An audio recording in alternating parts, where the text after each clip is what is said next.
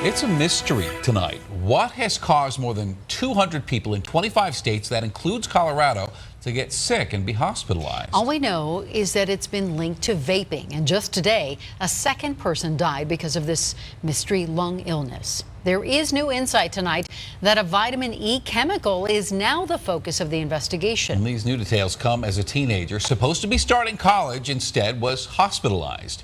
18-year-old Piper Johnson and her mother were driving from Illinois to Colorado when Piper started having trouble breathing. Well, at first, doctors thought it was pneumonia. Well, it turns out she was diagnosed with sudden and severe lung illness. Make no mistake, e-cigarettes are a grossly unregulated industry that are targeting our children in efforts to create a new generation of nicotine addicts. Well, Piper is out of the hospital and is expected to make a full recovery, but you just heard it. That family's big concern is how these devices are being regulated. And the chemical now at the center of this federal investigation is derived from vitamin E that is also found in cannabis products. But a local company says bad actors are giving everyone in vaping a bad name, so we went inside their facility to see how they are keeping products safe. Here is Denver 7's Liz Gilardi. Take a look inside Colorado's only licensed research lab for cannabis. This allows us to measure 10 different cannabinoids in-house. Testing can also show if there's something present that shouldn't be.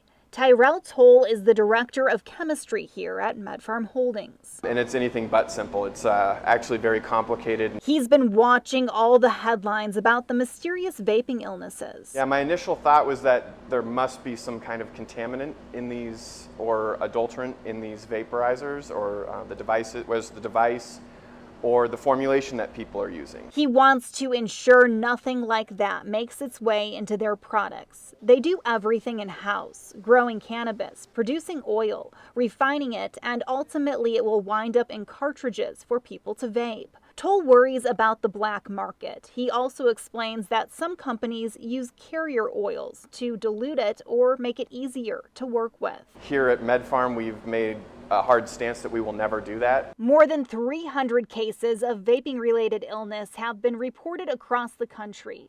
The Oregon Health Authority reports a man died after vaping products containing cannabis, saying in a statement, "We don't yet know the exact cause of these illnesses, whether they're caused by contaminants, ingredients in the liquid, or something else such as the device itself." A Denver health doctor told us more studies are needed to look at vaping e-cigs and marijuana. I think we should be concerned about both. I think the bottom line message is that vaping is dangerous to one's health, and for some really unfortunate people it can be even fatal. He also agrees there is some kind of common denominator making people sick. So the main concern around vaping nicotine, vaping marijuana, is that there can be oils in the liquid that end up in the lungs and then cause a serious inflammatory response. Toll wants people to know what they're inhaling. But on top of that, I'd say read the ingredients labels and make sure it's just pure cannabis, pure terpenes, and don't use anything that